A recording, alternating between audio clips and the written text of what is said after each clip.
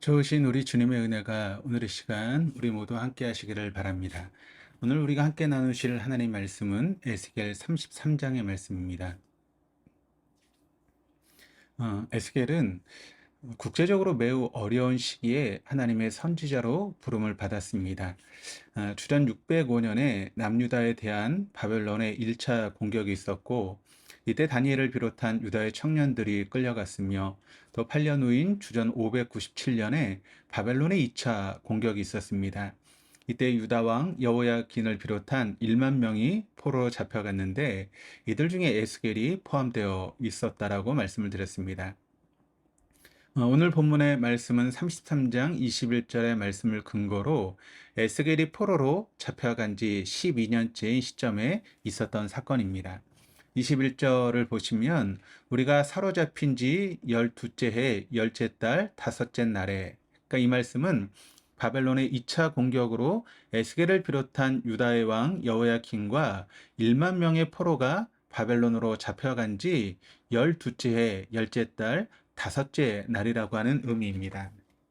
그러므로 에스겔이 포로로 잡혀간 해가 주전 597년이기에 오늘 본문은 주전 585년경, 즉 남유다가 멸망하고 1년쯤 지난 시점임을 알 수가 있습니다.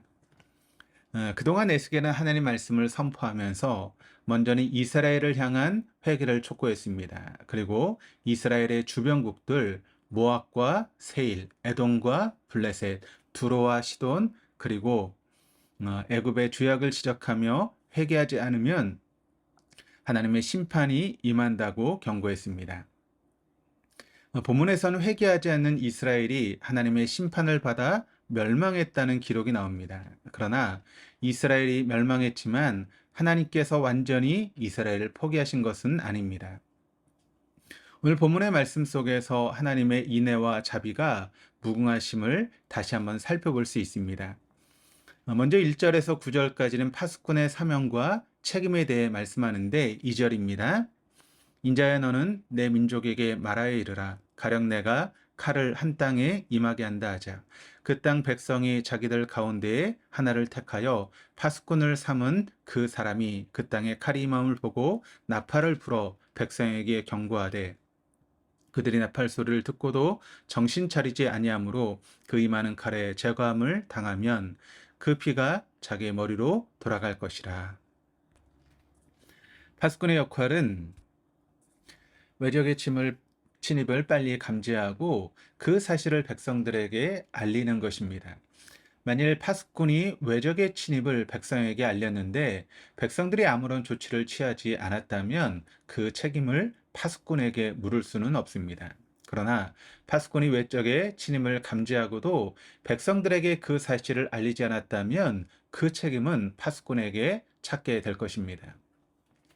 6절이 그 사실을 증거합니다. 그러나 칼이 임함을 파수꾼이 보고도 나팔을 불지 아니하여 백성에게 경고하지 아니하므로 그 중에 한 사람이 임하는 칼에 제거당하면 그는 자기 죄악으로 말미암아 제거되려니와 그 죄는 내가 파수꾼의 손에서 찾으리라. 이 말씀을 통해서 우리가 깨달아야 되는 교훈은 파수꾼의 사명만큼이나 파수꾼의 경고를 받은 이들의 행동도 중요하다라고 하는 사실입니다.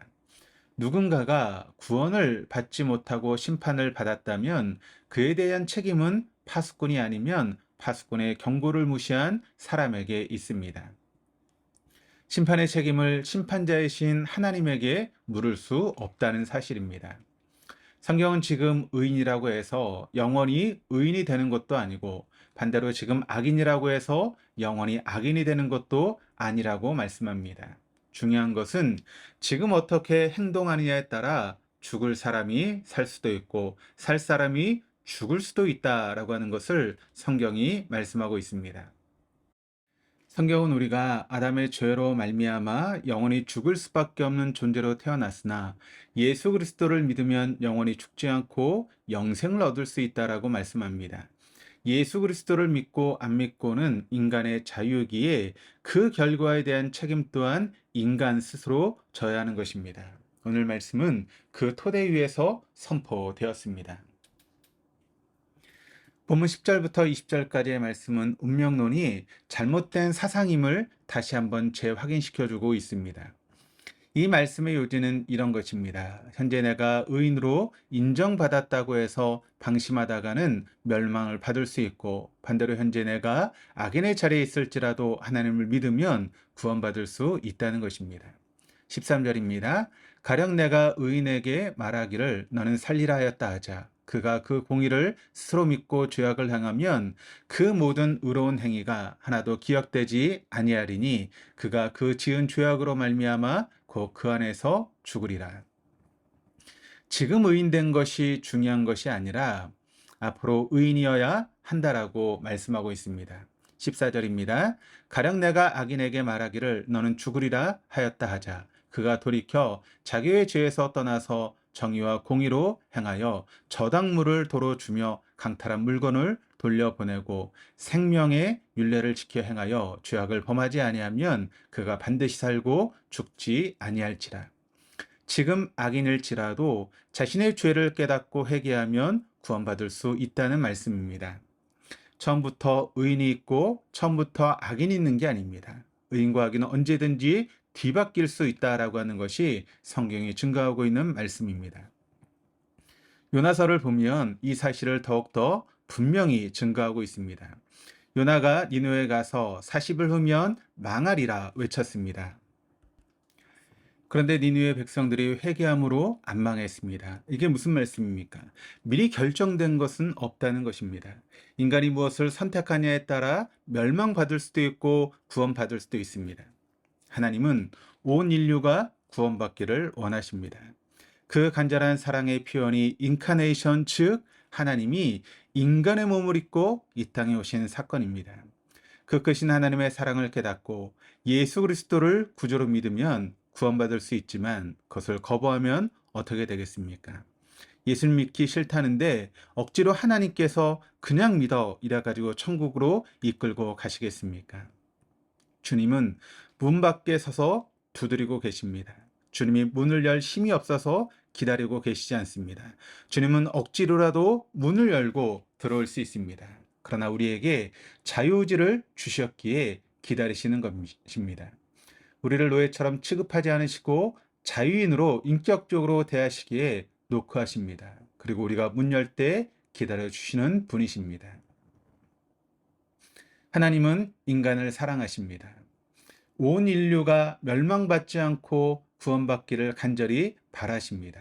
그래서 주님 밖에 있는 인간을 주님 안으로 들어오게끔 하나님의 사랑과 긍휼과 은혜를 전할 수 있어야 됩니다. 이 사명이 에스겔에 주신 파수꾼의 사명이며 오늘 우리에게 주시는 메시지입니다. 기도하시겠습니다. 사랑의 하나님, 영원히 죽을 수밖에 없는 죄인을 포기하지 않으시고 돌아오기를 기다리시며 인내해 주셔서 감사합니다. 주님의 그 크신 은혜와 사랑이 있었기에 우리가 주님을 구주로 영접할 수 있었습니다. 주님 밖에 있는 영혼들도 우리가 깨달은 주님의 그 크고도 놀라운 사랑을 깨달아 주님께 돌아올 수 있게 주옵소서. 오늘 우리가 그 파수꾼의 사명을 감당케 해 주옵소서. 감사드리며 예수 그리스도 이름으로 기도드립니다. 아멘.